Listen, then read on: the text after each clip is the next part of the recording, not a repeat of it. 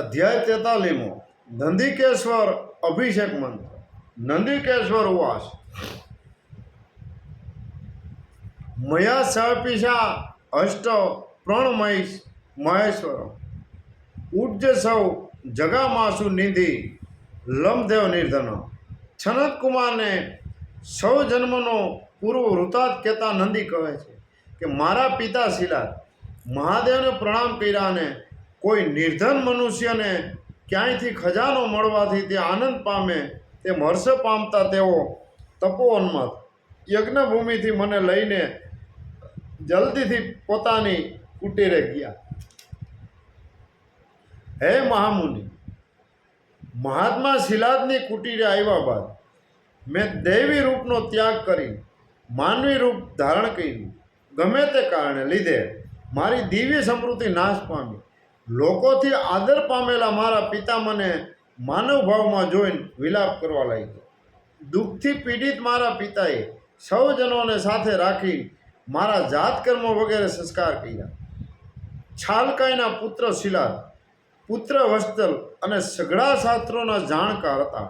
મારા પિતા શિલાદે ઋગ્વેદ અને યજુર્વેદની શાખાઓ છે વેદોનું મને અધ્યયન કરાયું. હે મહામુનિ સનત કુમાર, સામવેદની 1000 શાખાઓનું પણ મારા પિતાએ મને અધ્યયન કરાયું. તેમણે મને આયુર્વેદ, ધનુર્વેદ, ગાંધર્વેદ ભણાવ્યા.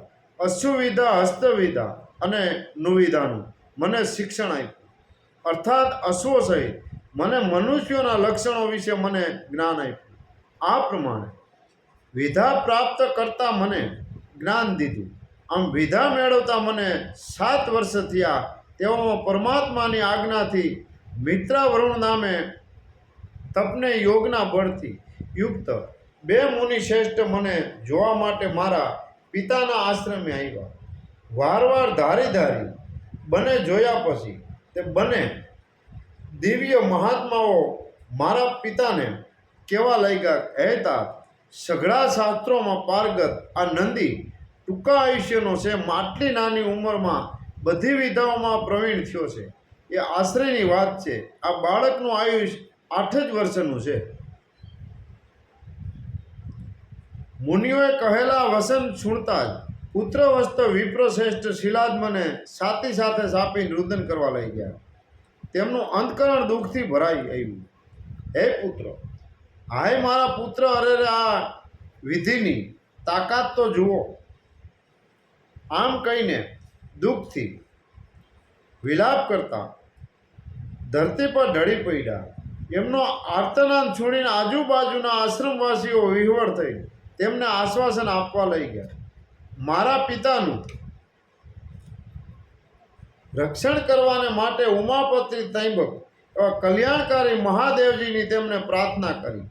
ઘી, દૂધ, મધ, જવ, ઘઉં, અડદ, બિલ્વફળ, કમળ, આકડો, શશીપત્ર, ગોળ, સરપસ, ડાંગર વગેરે હોમ દવ્ય તથા મધમાં જબોળેલ 10,000 દુર્વાઓનો ત્રૈંબક યજામય મંત્રથી તેમણે હોમ કર્યો. મારા પિતામાં વિલાપ કરતા કરતા મૂર્છિત થયા. મારું આવરદા અલ્પ છે, તેથી રખેનું મૃત્યુ પામી એવા ડરથી મેં તેમને તરત પ્રણામ કર્યા અને તેમની પ્રદક્ષિણા કરી.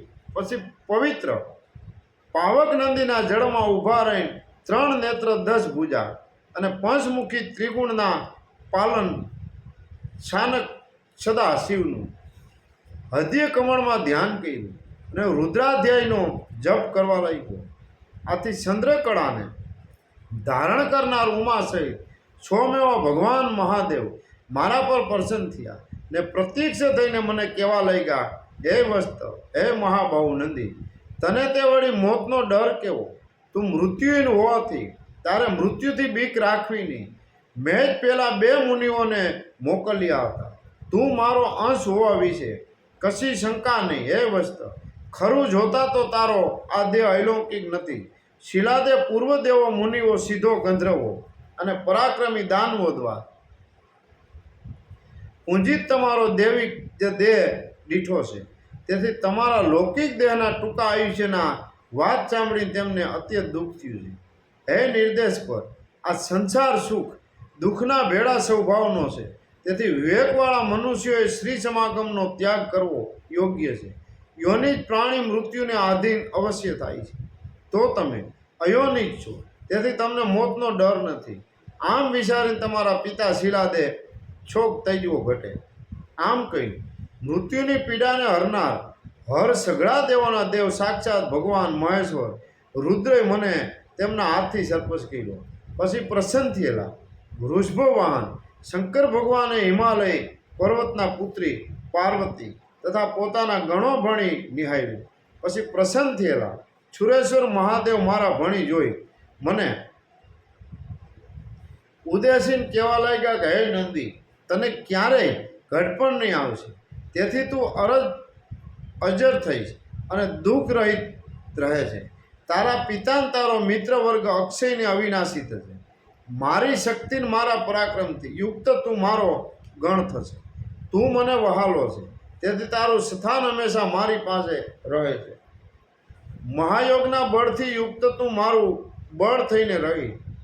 ગણોથી વીંટળાયેલા ઈશુવાન તે દેવ મને આટલું કહીને તેમના ગળામાં રહેલી ખો પાખડીઓના સંતપત્ર કમળની માળા પોતાના ગળામાંથી કાઢી મને પહેરાવી. મારા ગળામાં રહેલી તે પવિત્ર માળાને કારણે મારું સ્વરૂપ પલટાઈ ગયું. ત્રિનેત્ર 10 ભુજાવાળા શંકર ભગવાનના દેવો હું જાણે બીજો શંકર હોઉં તેવો થયો. પછી શંકરે મારા ગળામાં રહેલી માળા સ્વહસ્તે કાઢીને તેને કહ્યું, બોલ હવે તું, હું તને શું વરદાન આપું. પછી શંકર ભગવાને પોતાની જટામાં રહેલ અતિ સ્ફટિક જેવું જળ હસ્તમાં લઈને માળાને કહ્યું, તું નંદી થા. આમ બોલીને જટામાંનું જળ ધરતી પર નાખ્યું. આથી તે શુભ્ર અને પાવક એવા દિવી જળથી સંપૂર્ણ અને શ્વેત તથા નીલકમળથી યુક્ત મહાનંદી થઈ. મહાદેવજીએ એ પરમ પવિત્ર નંદીને કહ્યું, મારી જટાના જળથી હું મહાનંદી થઈ હોઉં. તું સઘળી નદીઓમાં શ્રેષ્ઠ જટોદકા નામે પ્રખ્યાત થશે. તારા જળમાં સ્નાન કરનાર મનુષ્યો સઘળા પાપોથી મુક્ત થશે. પછી સર્વશક્તિવાન મહાદેવ મને નંદીને તે નંદી રૂપે દેવીના શરણોમાં વંદન કરાવી. તે દેવીને કહ્યું, આ નંદી તારો પુત્ર છે. તેથી દેવીએ 2 હાથ મારું મસ્તક પર મૂકીને ચૂંધ્યું અને દેવાધિદેવ મહાદેવ ભણી જોયું. પછી પુત્ર પ્રેમથી પહેરાઈને શંખ સમાન શ્વેત જળના પોતાના 3 સંત્રોતથી તેણે મારા પર અભિષેક કર્યો. એ 3 સંત્રોતવાળી એ નંદીને જોઈને ભગવાને ત્રિસ્ત્રોચ્છા કહી છે. ત્રિશોચ્છ નંદીને જોઈને વૃષે અત્યંત આનંદ પામી ભાંભરવા માંડ્યું. તેથી એ ધવની એક બીજી નંદી થઈ. દેવોના દેવ મહાદેવ તે નંદીને વૃષભધવની સંગા આપી. તેમનું પાવક જળ સઘળા રત્નોની શ્રુવણની કાંતિ સમાન ઉદ્ભુત કાંતિમાન હતું.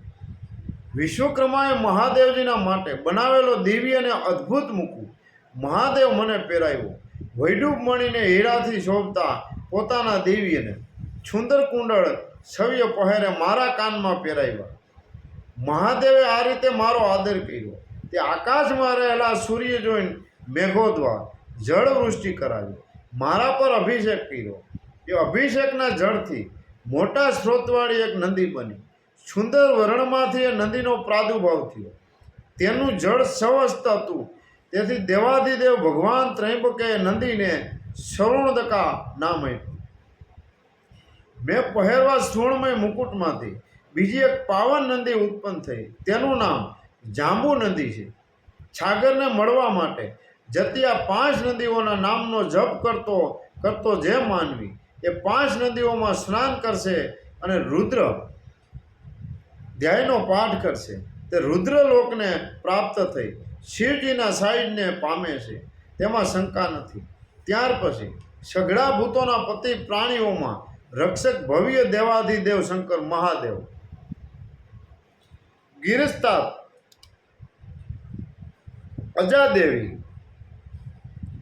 ઉમાદેવી કહ્યું, હે દેવી, હું નંદીશ્વર દેવને પ્રાણીઓના રક્ષક તરીકે અભિષિત કરું છું. હું એને મારા ગણોનો સ્વામી કહી. એ અવયવે હે અવિનાશી દેવઈ, બોલો આ બાબતમાં તમારું શું માનવું છે?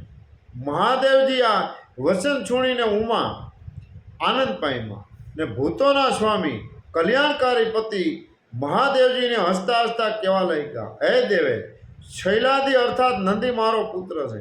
તેને સઘળા લોકોનો આધિપત્ય અને ગણોનું ઈસ્ત્વ આપો. એ પ્રાણ આપણા સર્વ કણોમાં મુખ્ય ગણ થાય. ત્યાર પછી સઘળા લોકોના ઈશ્વર દેવાધિદેવ વૃષભધવજ ભગવાન સર્વયો મહાદેવ પોતાના દિવ્ય ગણોના રક્ષકોનું સ્મરણ કર્યું. તતઃ વાજ સર્વલોકેશ્વર છચમાર ગણાન દિવ્યા દેવદેવો વૃષભધવ. યતિશ્રી લિંગ પુરાણમાં પૂર્વ ભાગમાં નંદિકેશ્વરનો પ્રાદુર્ભાવ અથવા નંદિકેશ્વરનો અભિષેક નામનો 43મો અધ્યાય સંપૂર્ણ. ઓમ નમઃ શિવાય. હર હર ભોલે, હર મહાદેવ.